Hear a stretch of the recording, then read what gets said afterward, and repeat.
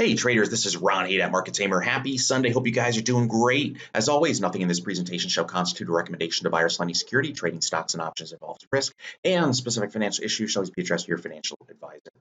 This is a daily chart of SPY using Thinkorswim. Notice the red line, the 20-day exponential moving average. Once we got below it, yellow flags started being waved. I said watch the 50-day in orange. That is an institutional moving average. We broke that on the 13th for sure. We're now trying to rally and we're undercutting and hitting the 20-day in red. We can't get above it. We're hitting it and getting rejected. This is so far putting in a lower high. This is how downtrends begin. Lower highs, lower lows. So if we can get above the red line, short term we'd be a little bullish. Target up to here, the previous highs. Now a breakout to new all-time highs would be very bullish. That would be re-energizing the bullish trend.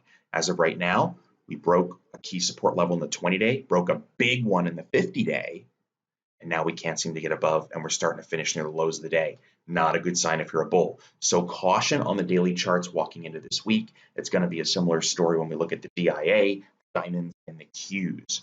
Downside target 200-day. If that one falls, any hope the bulls had on a daily chart is over, because then we would be below the three majors that we watch.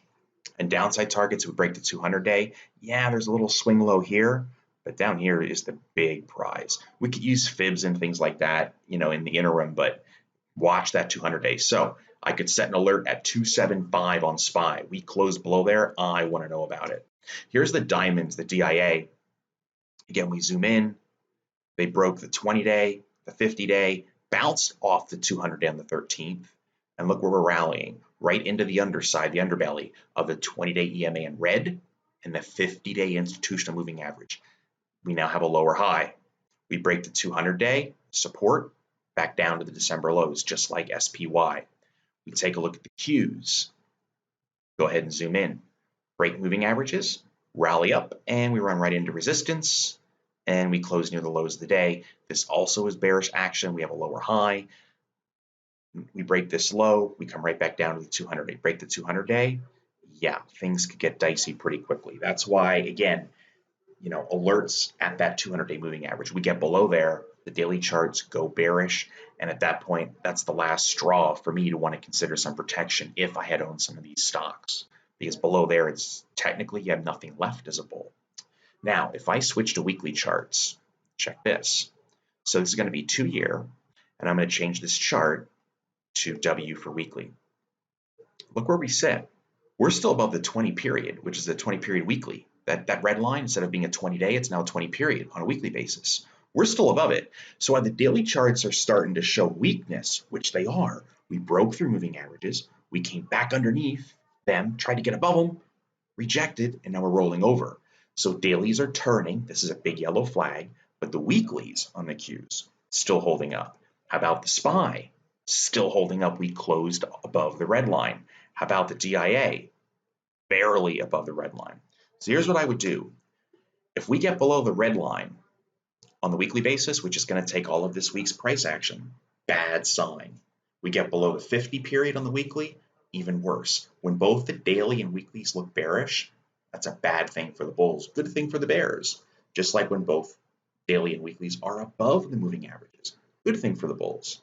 So we're getting into that period of transition now. So I want to keep a close eye on this. I'm back all week, so we should have videos each night for the week ahead. So I'll keep an eye on this for you. While we're here, let's just look at the mid caps. Here's the MDY on the weeklies. They are already below their moving averages. So the weakness that's been showing in the MDY, it never got back up to challenge highs. It's now the first to roll over. If you're trading mid caps or frankly, even the Russell, on a weekly basis, both are not looking good right now. All right, let's look at XLU. This is a weekly chart of the utilities. If I go dailies, we zoom in, flagpole, flag, frankly, almost at new all-time closing highs while the market is in pullback mode.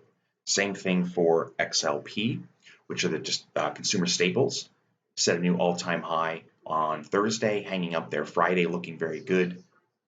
Take a look at Apple. Not looking so good. So news about the trade wars and all this stuff, my 2 cents, because I get asked about it, it's going to all resolve itself. It's just a reset from going back from a few presidents ago with the whole NAFTA and everything else that was done. Then and now, Like it, hate it, doesn't matter. There were winners and losers. There'll be winners and losers again. The talking heads on TV like to make it sound like the world is ending. They have no idea what they're talking about.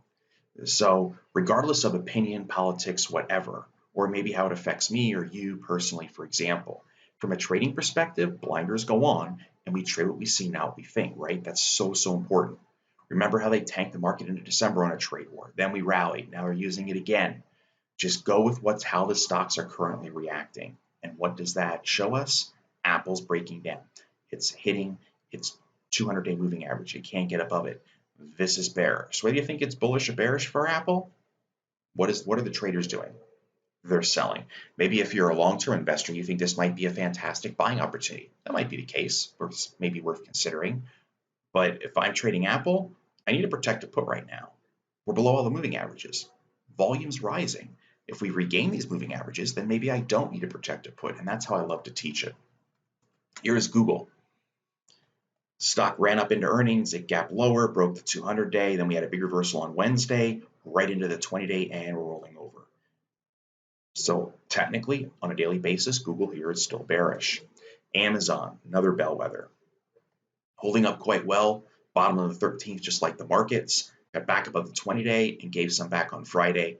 I'd watch the 50-day in orange. Below there, we go purple. Below there, we go back down to that horizontal support around 1600. Here is Facebook. Earnings pop, pulls right into the orange line, which is the 50-day SMA, and now we're trying to push higher. Below the 50-day, target 200-day down near 160.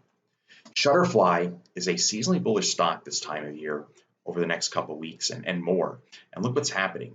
We saw volume spike on earnings, consolidation, and now it's pushing higher. If it closes above essentially 47.50, which were right near the intraday highs on Friday, the high was 48.37. Even at that mark, it constitutes a multi-month breakout. In fact, a breakout over the whole year so far. Target 200-day, and because this stock fell so much, there's not a whole lot of pause, maybe up near 60, and then again towards 75. Baidu, another great reason to have earnings.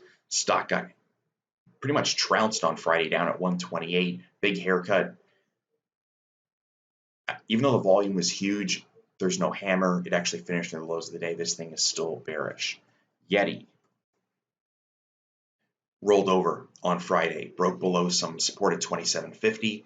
Next stop, 22.50 from a technical perspective, and then down to a gap fill, ballpark, 19 bucks.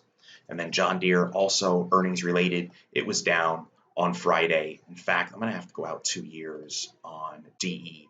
There's some support around 130, about $4 lower. If that falls, holy macaroni, the teens, would be the next downside target. So these protected puts still come in handy. And just FYI, once Deere started to break moving averages, even in front of this earnings report, there were opportunities for protected puts to be considered. And that way, you're even ahead of some of this drop, and then even now. So again, paper trade them, go back and look at the option values. Thinkorswim has that capability, and you can see how these can really protect your bacon, if you know what I mean.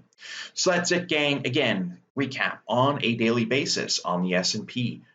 Caution at best for the bulls this week. Technically, we're even below the 50-day. Bears get a little bit of edge on the dailies, but the weeklies are still holding up. We're in a transition period now. Dailies are starting to look bearish. Weeklies are holding. So we'll keep you up to date in the nightly videos. Have a great day. See you next time.